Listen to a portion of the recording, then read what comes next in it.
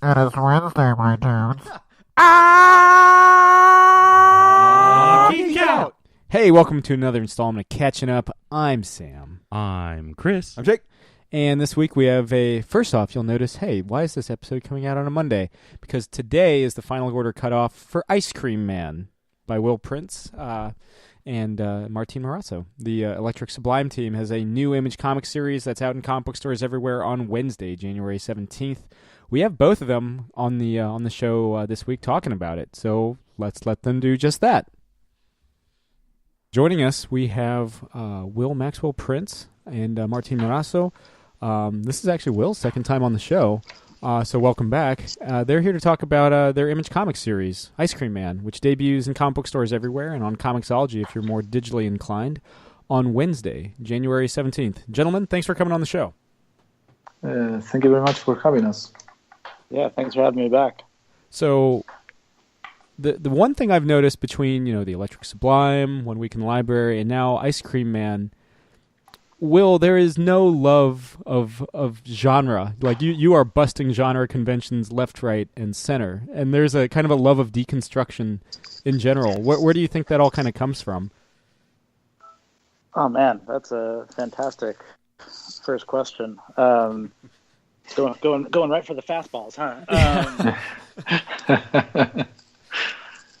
Yeah, I don't really know. I think like a lot of modern readers, I have a little bit of reading ADD. I get really into one thing, and then I'll read something else that I like and be really into that for a couple of weeks. So then, kind of jump on to something else. And I think my writing habits tend to often reflect my reading habits, which is, kind of jumping around from either style to style or genre to genre, or in some cases, medium to medium. So in regards to Ice Cream Man, like, it's more a series of vignettes than an overarching story? It's a little bit of both. It starts off, the core of it is are these one shots, these little 20 to 30 page stories about a person or a couple people, always different people for each issue. But slowly they kind of start to tell a larger story about this town and the Ice Cream Man and why he's there and what he's doing to the people there.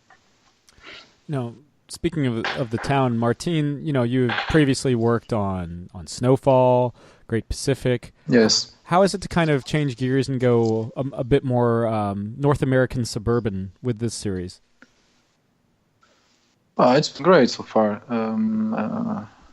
It's I'm really familiar with suburban places in the U.S. Every series or movies we watch here in Argentina, it has one, so it's not a strange scenario for me, But it's been fun. I'm working on another project that happens in Chicago's suburbs too, so I'm kind of drawing too much suburban backgrounds right now, but it's okay. I'm okay with it. It's fun. How does it feel to kind of balance the more, because, suburbia, at least ideally, is supposed to be kind of this warm setting. How does it feel to kind of imbue it with more sinister undertones and visuals? At least on the first issue, it was a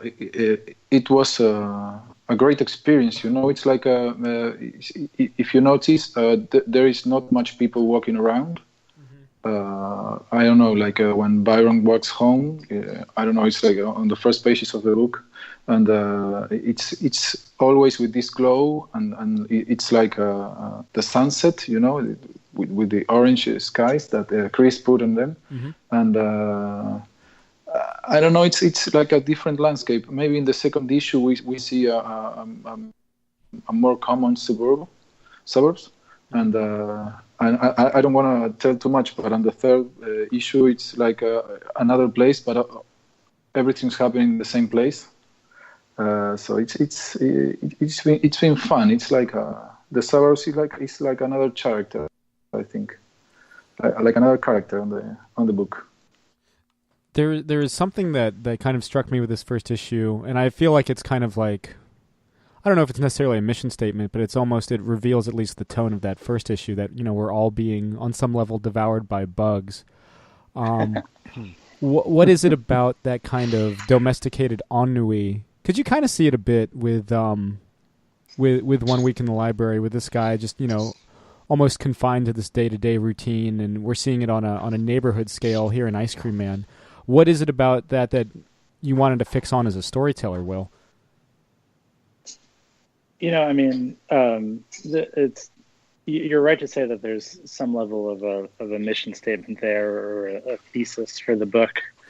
You know, a lot of that is speaking from a sort of experience, feeling, even though, you know, one can be very blessed and be very productive and successful and happy and kind of, you know, make their moves from day to day, there's this secondary feeling kind of just sort of gnawing at you in the back, that you're kind of, you know, trapped or lost. I personally find that being on my phone all the time tends to exacerbate that, feeling like there's something wrong, or that you're somehow not connecting with the world in the way that you're supposed to be. So yeah, there's just this, you know, I think for everyone that seems incredibly happy and, or at least, you know, moderately happy, there's also this other thing that's kind of hovering. And I think, especially right now, we're all kind of feeling that sort of bubble up. You know, whether it's stuff that you're reading in the news or your Twitter feed or whatever, there's just this kind of dread that I know I'm feeling right now. So that kind of translated into the book, and is kind of me just sort of writing about, you know, oh, like, what is this other thing that's inside of me that's saying, like, oh, things are bad. It's not enough, you know. What, you know, let's kind of take it back to the beginning of the book again. You guys had previously worked on The Electric Sublime together at IDW. Where did this kind of come from, and how did you guys get to talking about Ice Cream Man? Well, so The Electric Sublime, in a perfect world, would have been an ongoing with a bunch of arcs. IDW, for the first arc, you know, signed a 4-issue contract, and I guess sales and attention didn't really support the series continuing right now, at least.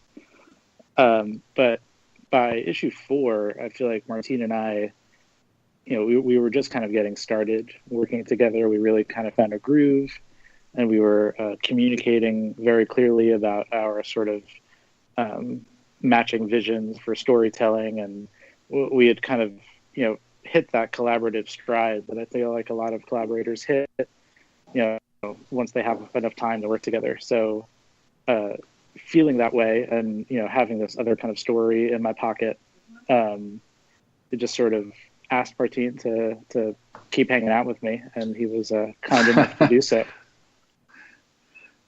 Yeah. Martin, do you have anything to kind of, like, I guess, kind of add on that one as well? Yes, well, mostly what Will said. I don't know, like, we worked so well in The Electric Sublime, and we combined our strengths so well that the only thing we could do when that was when The Electric Sublime was done was doing another book, I think. I think it usually happens this way, you know, like if you find a partner and you work well with him, why, if the work you do together ends, you do another thing, you know? I guess another big question I have is, why an Ice Cream Man? You gotta ask Will for that. You know, I've done now a couple of written interviews for the book, and that question kind of pops up, and I usually try to come up with some sort of clever answer about how, there are these things in our childhood that tend to take on more sinister layers in adulthood.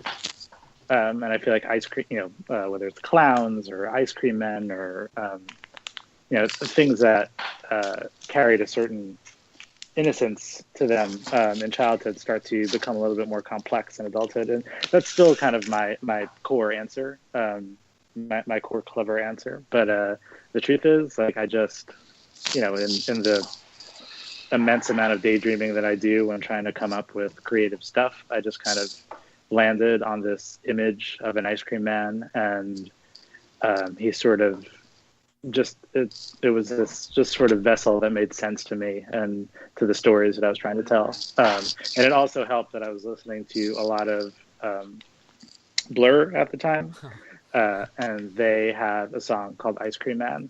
And I don't know, just the imagery just started to kind of build itself in my head between having this idea and then also listening to this song a lot.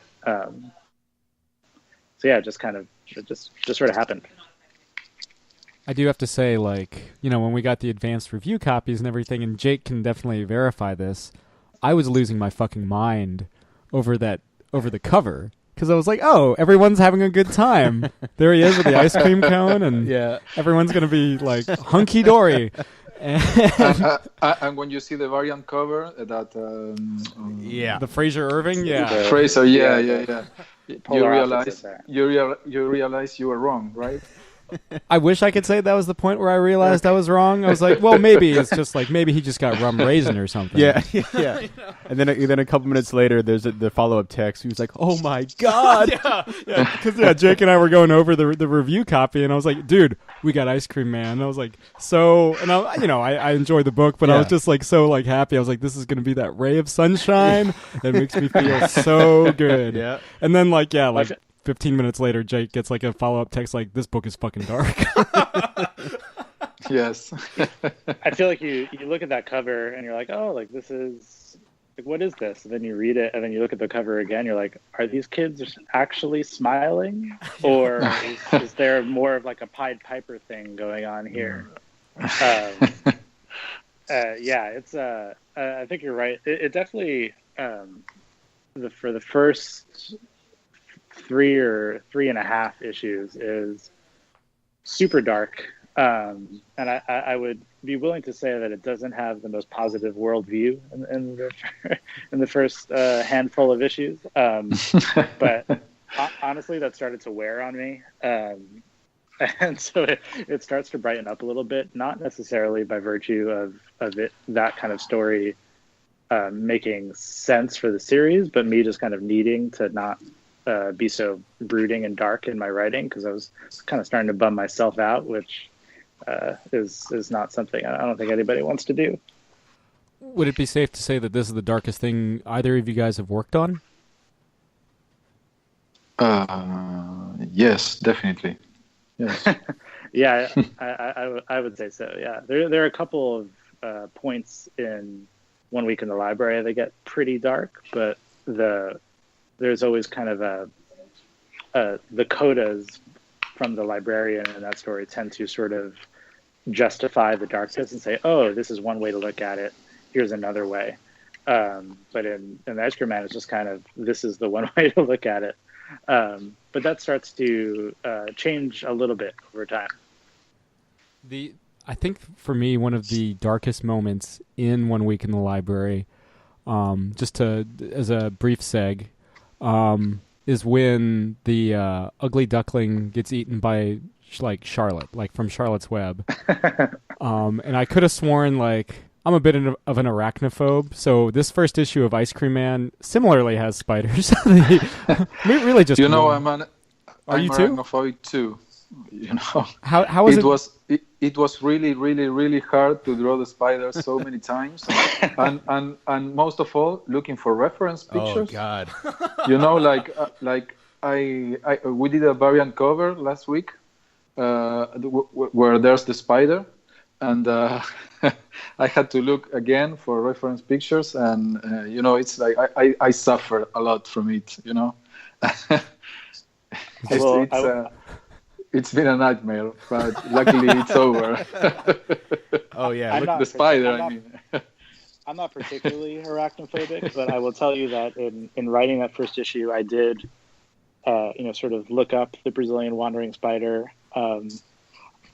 I didn't know that there was a spider that could paralyze you before I started writing the story. I just kind of wanted there to be one, and I got lucky in my Googling, finding that there is actually this really venomous, awful spider that does exactly what I kind of wanted a spider to do to the body. But when you start to Google that stuff, the results tend to be not the pictures of the spider, but pictures of the spider bites, and that is a whole other level of horrific. Yes, or bananas with the That's right. with the spots of the spider inside. Yeah. Yeah, that spider tends to travel across borders in bananas. So it's also called the banana spider. So it kind of it not only like reaffirms your arachnophobia, but possibly also ruins a favorite fruit of yours as well. Oh, God. Where am I going to get my potassium? Yeah. It's supplement time. You just got to get the pills and give up on the fruit. Oh, all that Centrum silver. But yeah, I remember in 1 week in the library when like Charlotte's making her moves, I could have sworn, I've never seen it before, but I could have sworn that damn spider was like smiling, and I was like, how? Yeah, that's that was done very well by John and Moore, and not to, I feel like no one wants to brag or toot their own horn, but that little short did get nominated for an Eisner, so I think it must have worked pretty well, that part of the story. But yeah, it's funny. I hadn't really thought of the fact that now I've written 2 spider stories in a row, or at least two stories that have a sort of arachnid aspect to them.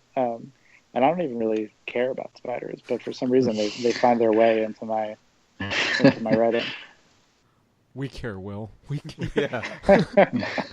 The not to toot my own horn, but if I remember correctly, I think I was the dude on Twitter that let you know that you had just been nominated for an Eisner. I was like, "Yo, you just got Eisner nominated for like short story, man." I think you're right, and my at least at that time, my sort of Twitter checking was pretty sporadic. So I was like, "Wait, what?" So it was a very, very pleasant surprise. Mm. And then it ended up some nobody named Tom King ended up winning that. That's that unfair. That dude gets Yeah, to they- write they- Batman. They give it to these people that don't even have a name for themselves, and they pass over writers like me. So the system must be broken. So you had mentioned again vignettes, maybe sinister undertones in all this. But what would you say are some of the overarching themes that link the individual issues of Ice Cream Man, other than the Ice Cream Man himself? Sure. So there's definitely kind of an individual lostness. It's not spoiling anything to say that the first issue is about both this boy who's kind of raising himself, then also this detective who just kind of does her job and sort of goes through the motions, but doesn't really feel connected to anything. Issue 2 is about these 2 separate opioid addicts. One, a more traditional heroin addict, and one, this older man who's had some surgeries, who's taking a lot of pain pills. They both kind of don't have a place in the world. The third issue is about a musician, a washed-up musician who had. It's based off of this guy, Bill Haley. Bill Haley, yeah, who fronted the Comets, who wrote Rock Around the Clock. And he's only ever had this one hit, and he could never come up with another song. And then the fourth issue is about just a dad, or 2 dads actually. It's these people that seem to that can't really put their finger on it, but feel as if there's something missing. And I would say that would be the kind of the common. Kind of everybody being a little alone and just looking for something. Maybe something that some processed dairy and sugar can provide. It's it's the great problem solver. It's just a pint of ice cream. It just makes everything better. And then, of course, in the spirit of complexity, it initially makes you feel better, and then certainly in adulthood, after you look at that empty pint, makes you feel a whole lot worse. Yeah. Every breakup has been celebrated with a pint of the Stephen Colbert's Americone Dream. I remember when his last episode, we went out and we each got a pint of that. Yeah, it's the best Ben and Jerry's flavor. Yeah, it's a really great flavor. I would argue that it's the best Ben and Jerry's flavor. I think that goes. And I am not a jam band fan, but Fish Food is far and away my favorite one. For the band Fish, it is certainly though a very good flavor. That's true. Martin, do you have a favorite flavor of ice cream? Oh yeah, I kind of suck when ordering ice cream. I always ask for fruit flavors. We have more of an Italian kind of ice cream shop here. So the flavors I like more plain than the ones you use. Like you use titles on the names and on the flavors and all. And here it's like strawberry or strawberry cream. It's like easier. And I usually order like strawberry and a cream. It's a little bit boring, I think. As an aside, I studied abroad in Buenos Aires when I was in grad school. I lived in I lived near Recoleta. Oh, that's great. Yeah, I don't live too far from Recoleta. It's like a more expensive neighborhood here, Mm-hmm. Absolutely, yeah. But I don't live far from there. And do you remember any ice cream shop from here? There was a lot. There were a lot of gelato. There's a lot of it. I mean, there was a big Italian population in Buenos Aires. Yes. I feel like, you would always get, obviously empanadas, but there was a lot of empanadillas, but there was a lot of, and a lot of Fernet. But that aside, there was a lot of pizza places and a lot of gelato shops. Yes, totally. Yeah, definitely. So you're more of the strawberry and cream and the sorbet. Yes. It's a little bit boring, but I don't like chocolate that much. At least in ice cream, And I usually order a fruit and then a cream or a cream with like some sort of sweet or jelly or. But mostly that. Right on. Well, I don't know if you remember, Will, but something we ask everybody, and this goes to you, Martin. Somebody we ask everybody that comes on the show, what are you currently geeking out over? I'm sorry? Well, ¿qué está disfrutando en la cultura? What are you enjoying? What are you geeking out over? Oh, let's see. You speak very well Spanish. Yeah, that was great. Again, studied what abroad am I in enjoying right now? These days I'm watching the 9th season of Curb Your Enthusiasm. In comic books, I'm not reading anything going out these days.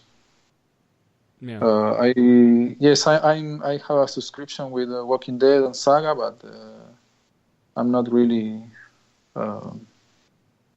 enthusiastic about them. Like not kind of keeping up. I kind of lose the interest from time to time and go back to them. And I don't know, like anything in any movies lately? Yes, I don't know. Like I go to movies. The last movie I went was Blade Runner 2049. So beautiful. Yes, I thought it was beautiful.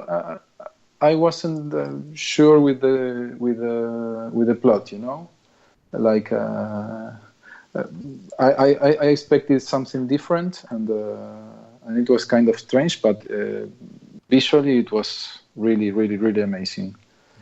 And I'm expecting the next chapter of Star Wars now. Yeah, we've all got, we're all waiting on pins and needles for that one. We just had we just had Heather Antos who edits all the Star Wars books at Marvel, and she was like, I got access, I've known about what's going on in that film for a while, and we were just like, we can't ask you anything. Oh, that's so wrong. Yeah. Don't spoil anything. Yeah. How about you, Will? What are you geeking out over these days? Let's see. My wife and I we've kind of stalled, but we were rewatching all of The Office. We found that with how terrible the news is all the time, kind of going back to these cheery, kind of mainstay comedies, kind of helps keep you sane a little bit. Mm-hmm. So I've been doing that. I finished Matthew Clam's new book, Who is Rich? It came out maybe 6 or 7 months ago. It is absolutely brilliant. Currently reading, which I had never read, Oliver Sacks's The Man Who Mistook His Wife for a Hat. These are sort of clinical tales from the 70s and 80s of people with really strange neurological disorders. I listen a lot to the WTF podcast with Mark Maron. I've kind of become addicted. I think I listen to an average of about one a day now. I'm going, of course, he doesn't come out with one a day, but sort of back into his back catalog. Comics wise, I don't read a ton of the stuff that comes out. I did check out Mr. Miracle and loved it. Feel like it's probably, and I've read a fair amount of Tom's stuff, but I feel like that's far and away his best work, even more so than Vision, probably.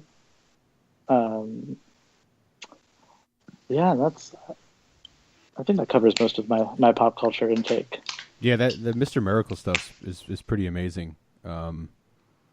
Just that's one of the first books, like when it comes out, I try to check out, because always the top of the stack. Yeah, it's something else.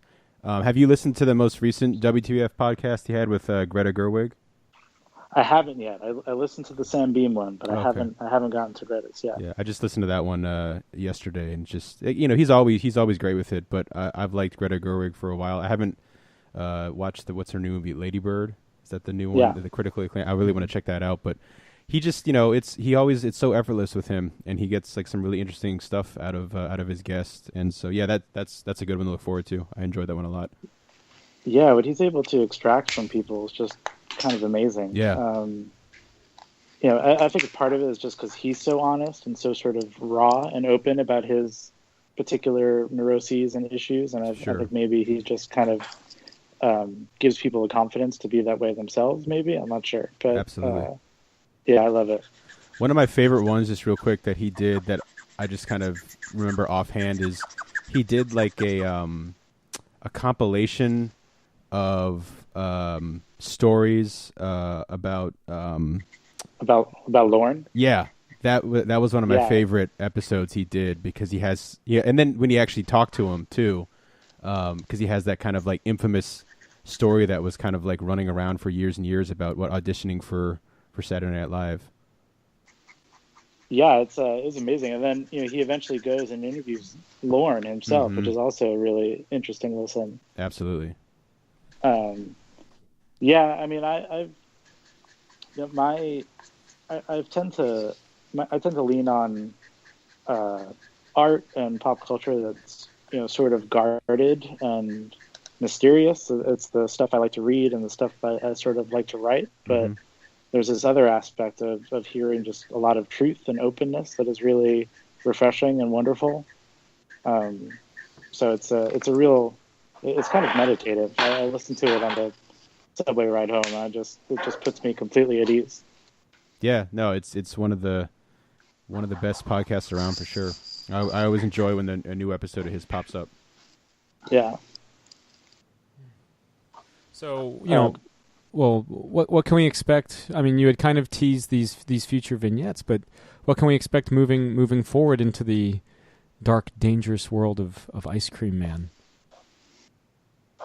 Yeah, you know, I think the idea is similar to One Week in the Library, but different in that there's no real refrain in any of them. It's you get to zoom in on different people and sort of walk around inside their heads for a couple pages. The first 4 issues, I guess, create like a little opening arc.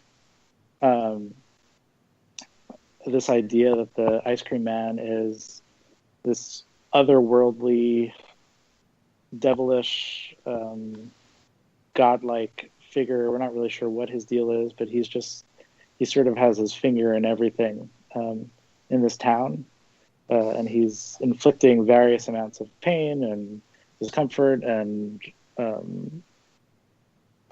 whatever to the people in the town. And then the idea is to sort of start to take him to task and sort of maybe give him a little bit of accountability while still also telling singular stories. So the second arc would still be 4 one-shots, but there would be maybe, not to spoil anything, but like a secondary figure that isn't the Ice Cream Man that maybe appears in a lot of the issues that is perhaps opposed to what the Ice Cream Man is doing to people in this town. So the idea is to kind of have this. I likened it in another interview to Sandman, and that the meat of the issues are about just normal people, but on the periphery of everything are these other figures, mainly the Ice Cream Man, that kind of exert a certain amount of influence on the normal people, but also kind of have to deal with their own shit.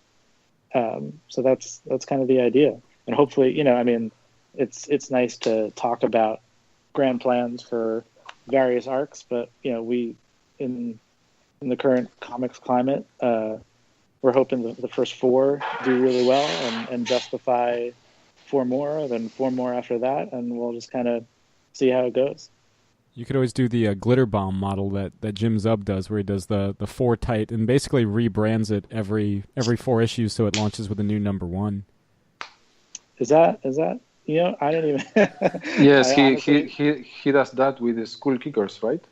No, with Skull Kickers it was, well, he would rebrand it occasionally, but with Glitter Bomb he put out 4. Oh. And then he was like, cool, that's Glitter Bomb, and then with the second Glitter Bomb, like he always changes he adds a new like subtitle and that sort of thing. So it's like the Fame game is Glitter Bomb 2.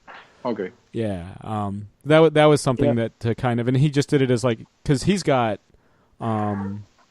a trilogy of Glitter Bombs planned, but every time he does a new arc, he just relaunches it as a new number 1 with a new subtitle. That was his way to kind of circumvent all that. Okay. You know, it would be smart of me to know these things, that these options are available to me. I really need to do my homework a little bit more.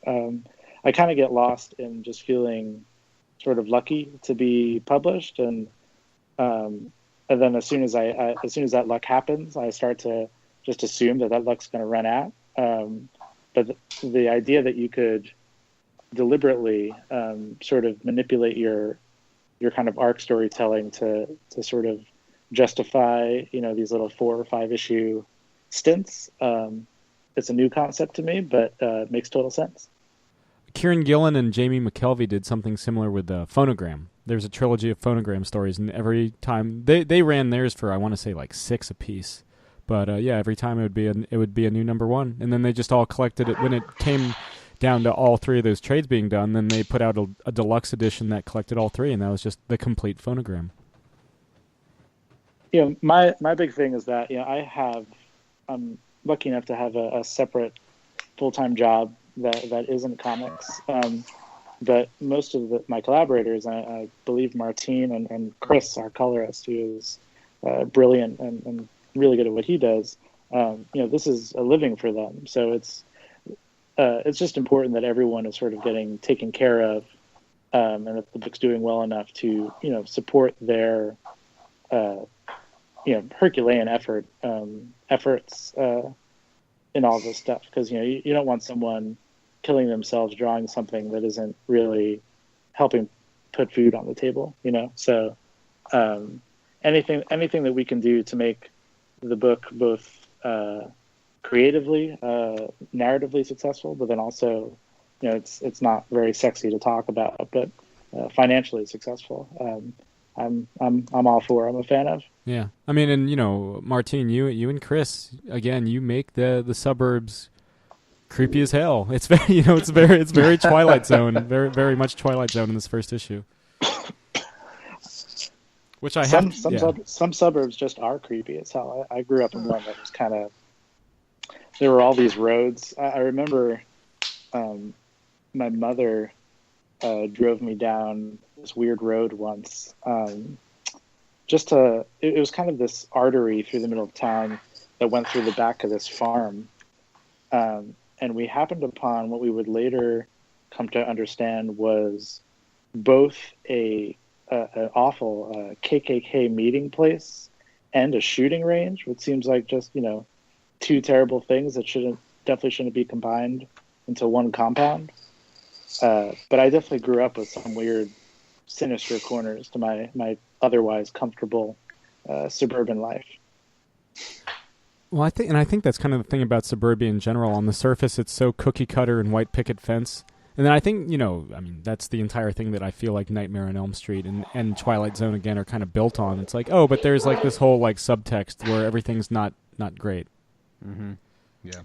Yeah, and that kind of that metaphor extends. It's just maybe is a nice full circle moment to the people too. That everything seems fine, but there's always that thing itching from below or beneath, where you're saying, "Is everything fine? Is there something wrong here?" And that's the place sort of feels that way. The people feel that way. I know I feel that way from day to day. It's just it's really just a kind of roundabout way to say that things are always a little bit more complex than they seem, and often it's because there's this dark element that sort of has a voice that is making itself known through various ways. So I guess before we let both you guys go, is there anything else you want to plug while we got you on? I think the series is weird and different, and I'm super proud of it. And I really love working with Martin and Chris. Martin just sent me the pencils for issue 3 today, which is just completely wild. It's a musical fantasy. It hops around from the 1960s to the suburbs to kind of a weird Morrison-esque crazy world. I don't even know really how to describe it. Well, it's the second time that's the second time you've referenced Morrison, because there's a moment at the end of 1 week where you've kind of got your Morrison moment there too. Yeah, I mean, I can say that I pretty unabashedly am a fan of 95% of the things that he's done. I think especially during a certain time in his career, he was just he got it. Whatever he was seeing in comics and its potential, he was sort of tapping into it in a really sort of special way. And I think, like with any sort of creative talent that comes and goes and hits and misses over time, but it seemed to me just, maybe 10 years where he was speaking the language so fluently and so effortlessly. But he's also, at least it's part of his thing, is that he's this zany, otherworldly thinker and likes to sort of push certain boundaries and envelopes. I'm not as zany as that, but I'm interested in trying new things, and I think this series that's what that's all about. Each issue is a different flavor is our pitch. So hopefully something sweet for everyone. Yeah. Well, there you have it. And again, thanks again, gentlemen, for coming on the show. Again, that first issue is out in comic book stores everywhere on Wednesday, January 17th. Yeah, thank you so much for having us. Thank you very much. That was a lovely talk. Yes, it was. Yeah. Yeah. Absolutely. Always a good time. And, I remember, and I mentioned this much during the interview, but I remember just going up to you guys, like, when they first announced Ice Cream Man. And I was like, dude, we have to get these guys on the show. Yeah. And then we read it, and it was the darkest book probably we've ever, in a good way, but yeah, it's the darkest book. And then Will's like, do you want to read issue 2? And I was like, sure. And then it's like somehow like darker. Yeah. Would you call it darker, or would you call it like as dark, but in a different way? It's dark in a totally different way. I think it's too. Actually, I don't want to say anything about it. I don't want to say anything because I don't want to give anything, even possibly, do anything. But like, it's just, I think it's dark in a totally different way. Fair enough. But again, January 17th, final order cutoffs today, the day this thing posts. Definitely check it out. It's something Run special. to your comic shops now. Yes. You can also pre-order on iTunes. Oh yeah, that's I think honestly, Comixology. If you're looking for like something that you're like, I want something that like isn't like all the rest of the stuff out there, like shake it up, really go for the jugular. I mean, this is that book. Yeah. Yeah. Anyway, you gents get into anything new? I know you finally saw RoboCop 2 and 3 for the first time in like years. Yeah. Well, RoboCop 2 I'd seen fairly recently with you, Samuel. But as much as I love the first RoboCop, I think it's a perfect movie. Every time I think about RoboCop now, I'll think about like Rich Tommaso watching. Oh yeah. Which didn't, unfortunately, he had an anecdote that didn't make the mic version of that our most recent interview with him, but apparently he saw it in theaters in like '87. Yeah. And there was some dude that was just like stood up and went, "Kill that piece of shit!" Yeah, or something like that. And just poor, unassuming Rich Tommaso, just that imprinted on him for 30 years now. Yeah, that's crazy. But it's a perfect movie. So, but yeah, as much as I love the first RoboCop, I never really went hardcore into 2 and 3. I'd seen 2 and 3, and it was kind of, the best thing about 2 is Peter Weller's back. He's still in it. The reason he didn't do 3, there's probably more than just one reason, but he was doing Naked Lunch when they did 3. But he gives a really fucking great performance in 2.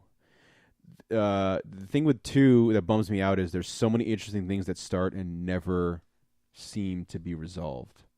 They introduce too much. They're overly ambitious. They do. But I do love that montage of the failed RoboCop. The failed RoboCop 2s. Literally called RoboCop 2s. Arguably RoboCop 2's greatest intro. It's so fucking metal and awesome. Some of my favorite movement of, I've talked about it a lot, but I think Peter Weller's movement in the 2 RoboCop movies he did are just fucking amazing. But there's one in particular where he takes out 3 dudes without looking at them. In this scene in RoboCop 2, his suit's cool. It's a more of a blue metallic look. I think they said it was made out of fiberglass, so it was like much easier for Peter Weller to move in. Probably one of the reasons why the movement looks so much cooler, because it was easier. Yeah, I mean, like I think it's the movement of 1 is just as good, but this one again, I think. Well, also he's lived in it. Yeah, like he's done the first one. But yeah, like Sam was saying, they bite off more than they can chew in it, and it's unfortunate because there's some really good stuff in it. One of the things that I think was like a downfall of RoboCop 2, and even more so in RoboCop 3, is just I want to say I hear that there was like a lot of just too many cooks. In the like, you got Frank Miller, he wrote the draft and like the spine of the story. But then, like, I want to say, like, it was just kind of, like, passed around to people just being like, oh, let's do this. Yeah, it really discouraged Frank Miller until Sin City. Yeah. The film of 2005 for Sin City. Yeah. He has a cameo in 2. Yep. Frank Miller. And he's called Frank, which is lovely. The chemist. Yes. But yeah, overall, it's got some really good stuff in it. Peter Weller's performance, he it's a lot. There's some stuff where it's really goofy. Isn't the moon lovely? It's the thought that counts. It's daytime. It's the thought that counts. We're going back to the prison. Yeah. That's always he hams it up in such a great way. But then, he plays nothing I'd rather do. Also, there's like the Superman 2 thing where he's like, Kane. He's like, scared to step outside, Kane, or whatever the line is, let's step outside, Kane, and then just fucks him up. There's a great scene where like Alan, like she has like the fucking nuke, and she's like, and like Kane, RoboCop 2 is like, and you see like RoboCop on the fucking truck like sneak up behind him and jumps on his back, and it turns into stop motion, which is so great, and fucking rips his spine and brain out and smashes it, and it's awesome. It's just, where is Kane? Yeah. Where is Kane? Overall, it's fucking, I enjoy it more than I remembered, and but then 3, yeah. Like, I don't want to beat down on 3 too hard because everyone does. I mean, it's so easy. Yeah, low hanging fruit. Yeah. But I don't know. His intros are absurd, shooting at the top, and no loitering. It's not Peter Weller, but he has a jetpack. That's what it's known for. He's a jetpack, and he takes his arm off and becomes a machine gun. I remember like a year before it came out, there was a RoboCop 3 game for the Sega Genesis that I rented from Blockbuster. Because I was like, oh my god, and like on the cover he had the jetpack and the machine gun arm, and I was like, oh my god, this is the coolest thing ever! I gotta check it out. And like, so like I was super psyched when like it finally started coming out that RoboCop 3 was gonna be a thing, and I'm pretty sure that's the only one I ever saw in theaters because I was pretty young for RoboCop 1. Mm-hmm. I was still like a babe, and RoboCop 2 was still probably too young to see an R-rated movie in a theater. But I think RoboCop 3 was like PG-13. It was. Yeah. So my parents were like, all right, okay, we'll go see it. And yeah, like it's just goofy. I feel like, you know what? We've talked about this before, at least off mic. I don't know about on mic. And I've racked my brain, but I think that might be the movie that like was like the first one that I was like disappointed in. Oh, really? RoboCop 3? That might be like, now that I'm like kind of thinking on it, because like I remember enjoying it because I've always had this childlike ability to enjoy a bad movie. Yeah. But like I do feel like that was like the first one that I was just like, oh, that could have been better. And I think even then, like I was like, that's not RoboCop. Because it wasn't Peter Weller. Yeah. And like, and also, why is this story about a child? Yeah. And not about RoboCop? Like I said, there's like small moments of that in there. And then I got the characters and the actors switched. It's Nancy Allen plays Ann Lewis, not Officer Allen. But she, I guess, basically it's been spread, it's known that she wanted to be killed off, in this movie. And it's pretty early on. Like, it's not like she makes it like a long way into it.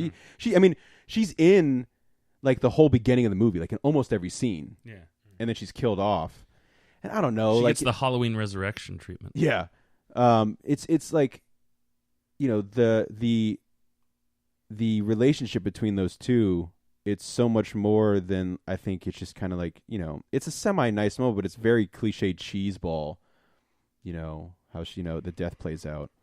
But, look, I still have, and I'm glad that I still have that, like, young Jake attitude. Whenever RoboCop is on screen, I'm happy. Like, whenever it's RoboCop, and I think so much of it comes down to the design. It's just a fucking great look.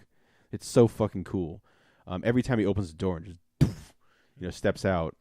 With his big toe and his calf muscle. But yeah, RoboCop's so fucking cool, man. Like, every so often I just like remember that, like, every couple of years I'm just like, oh, that's right, RoboCop's a perfect movie, and it's the greatest fucking movie ever made. And it's just like so funny and clever and smart and ultra violent. It's like everything I love in a movie. But is RoboCop in the Library of Congress's National Film Registry? It should be. I don't know. It should be. It's in the Criterion collection. It is, yeah. I have the Criterion Laserdisc. There you go. So that's how you know it's legit. No, it's fucking dope. Because my favorite movie just got added to the Library of Congress's National Film Registry. Oh, yeah, baby. Air Bud. Titanic. No, Titanic just did get added, but Titanic's not my favorite. It's John Layman's favorite. Is it? Oh. Yeah. It's this guy that I used to work with when I was at the Alamo Theater. It's his favorite movie. Ah. Yeah. Field of Dreams for me. Yeah. Which I could have sworn was in already, but it's a little bit surprising that it hadn't yet. Mm-hmm. Yeah. Well, there it is. Hey! Chris, you getting anything? I've been rewatching the Star Wars movies because as I'm sure many of you know, we record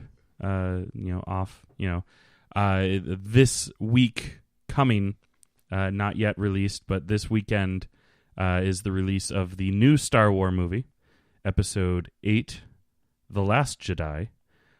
So I've been rewatching my laser discs of the original trilogy, and tomorrow I'm going to watch Episode 7 before getting ready to head out to the theater because I get to see it on Thursday night. Oh, that's right. This is the last thing before we live in a pre-Last Jedi world. Yeah.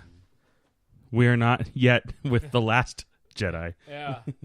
There's still some left. We'll let you know, I guess, for us, it'll be like a week's time. For you guys, it'll be still a week's time. Like a week and a half almost. Yeah. So it'll be interesting. Yeah. What's the criteria for the National Film Registry? Is there it's they like just pick it? I mean, well, it's like the Hall of Fame. I think you have to be at least 25 years old. Mm. Or no, it's because RoboCop is 30. No, year. it's maybe it's just 10. Okay. I mean, I honestly think, I'm not just saying this because I think it's a perfect movie, because RoboCop is a perfect movie. But I think it should be in there. Yeah. It captures the spirit of the 80s. Sure. I mean, I think it honestly should. But I'm shocked that. That's right, because The Big Lebowski was entered like in its first year of eligibility, and Yeah. I think that movie's only like 20 years. So it might be like a 15 or 20 year thing. Yeah. I'm shocked that Field of Dreams just now is getting in, because that movie. Talk about. I mean, that movie.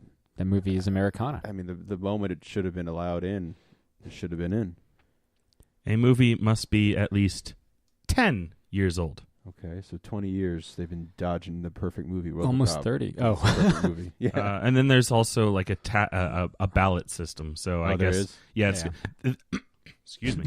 They let in no more than choked up like me. I understand. Yeah, RoboCop. No more than 25 the movies perfect movie, RoboCop. a year. No more than I'm sorry, what? 25 movies. God's favorite movie, RoboCop. Yeah. My favorite film, 1987's RoboCop. You're like, why does he sound like Peter Weller? Because I am Peter Weller. Oh, I like when Peter Weller gets really excited when he's doing interviews and stuff. Son. Yeah. Oh yeah. He's Batman and RoboCop. I like it. Well, I was quoting or channeling Peter Weller in Star Trek Into Darkness. Oh yeah. You just don't get it, do you, son? Well, yeah. I mean, anytime he says "son," but I think of he's got the weird 80s shoulders. Yeah. In that too. In the Dark Knight Returns animated. Oh yeah. It's like you don't get it, son. This isn't a mud pit. It's an operating table, and I'm the surgeon. That's the fucking coolest shit, man. Interesting. And another Frank Miller related thing. A film is not required to be feature length, nor is it required to have had a theatrical release. That's true. There's some fucking art house stuff. Yeah, in there's newsreels, silent films, student films, experimental films. I'm just reading the Wikipedia article. But and their mission Music statement. videos. Their mission statement is what? It represents American film. Yeah, it's culturally significant. RoboCop. I mean, seriously, if let's start the campaign now. now. Yeah, the perfect film RoboCop. God's favorite film RoboCop. RoboCop. Yeah. Oh, please tell me the person in charge of the film registry is named Kane. Kane is Kane. No, but hey, look at that! Even the jazz singer is in it. They're getting the first talkie. They're getting a statue. I like that. That's the screen grab that they're getting a statue of RoboCop. Infamous. They're getting a statue of RoboCop in Detroit, which is absolutely necessary. Mm-hmm. We can get RoboCop in the National Film Registry. Us personally. That is my mission now. My mission. I say we do it. We almost got John Cena in Shazam. But honestly, I don't know. See, here's the thing, though. Uh-huh. RoboCop, God's favorite movie, RoboCop, the perfect movie, RoboCop, should stand on its own, and then it'll be like people like, oh, those fucking idiots were like whined about it too much. So let's just let God's favorite movie, RoboCop, a perfect movie, RoboCop, in on its own merits because it's a perfect movie and it's God's favorite movie.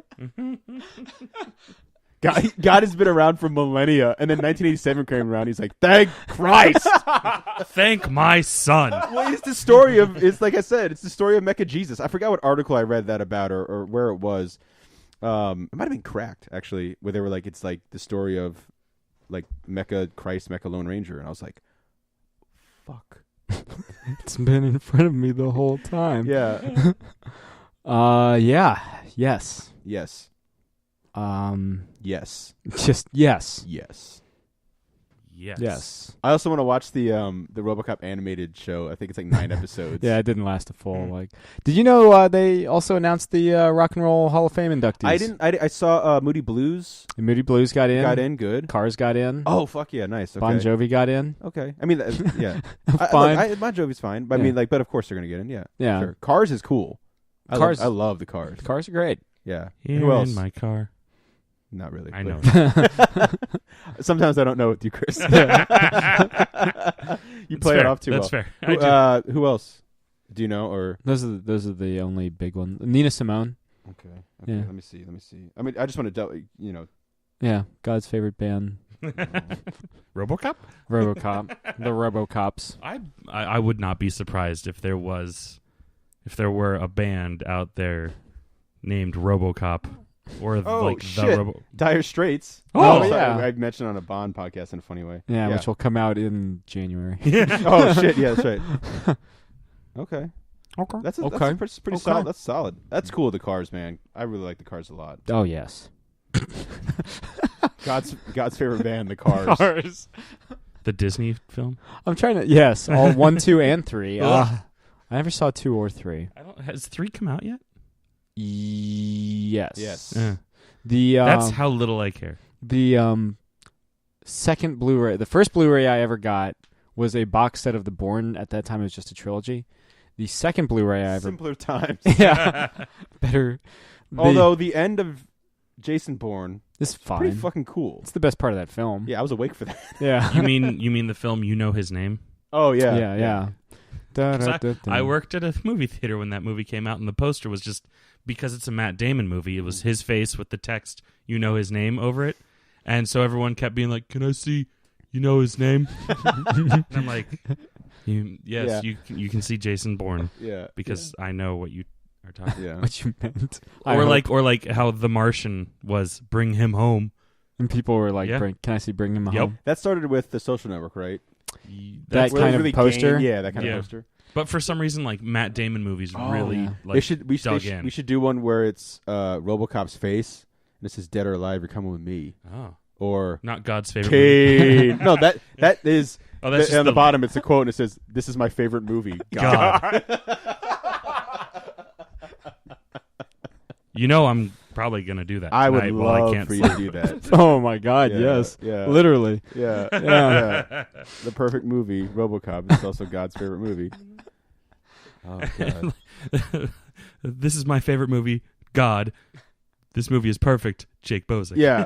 There's Or just the perfect movie. two scenes that are like really funny to me, that are so quick, and like one of them is I guess meant to be kind of funny, and one of them is just a fucking normal scene. Yeah. Is when we never did a commentary for RoboCop, did we? Did we do one for like my birthday pick or something? We did for the original. For the original, okay. Yes. But there's a scene where that one guy's like holding like the fucking city hall hostage or whatever, and he's like, I want a fucking shitty car, bad mileage, and don't jerk me off, man. And RoboCop drives up to the scene. There's police tape, and he just like drives into the police tape and just snaps the police tape. And it's just this like kind of like nonchalant. No onions here. Yeah, no onions. I hate them. I kind of like onions now. Nonchalant. Thank you. I was freaking out for a second. I was like stalling, so I couldn't remember where to say it. Nonchalant. Where he like drives through. And there's another scene where it shows him like he's like at a school, and the kids are like, oh, it's RoboCop touching him, and he's like doing the thing where he's like walking, and the kids are following him, and he turns around suddenly, and the kid's like, oh shit. Yeah, you're coming with me. Yeah, you remember in the new one? Yeah, where in the trailer, it's like Jen. He's like, dead or alive. You're coming with me, and like it's like fucking cool. Yeah, and in the end, he says it like, dead or alive, you're coming with. Like, you know, he's all like fucked up. I mean, I liked how he like overpowered, and he has like the free will. Like he overpowers the programming. Yeah, Michael Keaton's the bad guy on that one. That's right. Yeah. I wonder if the dude in the fucking 1987 theater was watching that in the 2014 theater and was like, "Fuck him up! Yeah, fucking kill him! Kill that piece of shit!" Yeah. I wish that was in the actual Rich Tommaso episode. I know. Oh yeah, he teamed up with Sting for a little while. That's right. Yeah, I remember that. Yeah. Sorry, I'm going through pictures of RoboCop trying to find the perfect I think our friend picture. Chad posted that on my wall or something, or sent me a picture of that way back in the day. But yeah. Well, it's been another. Thanks again to Will and Martin for coming on the show. Again, Ice Cream Man out in comic book stores everywhere on Wednesday, January 17th. Order it, pre-order it now. It's great. There's nothing like it really in the industry these days. So, I love the idea of these like loosely connected vignettes that kind of deconstruct suburbia and everything. Definitely check it out. This has been another installment of Catching Up. I'm Sam. I'm Chris. I'm Jake. Fried chicken. Thank you very much. Good night, Eric Bana. This has been another Geek Out production. If you enjoyed what you heard, hey, we've got a special episode every Friday. Of course, there's the usual Catching Up show every Wednesday. And you get book club episodes just about every Tuesday these days. Thanks for listening.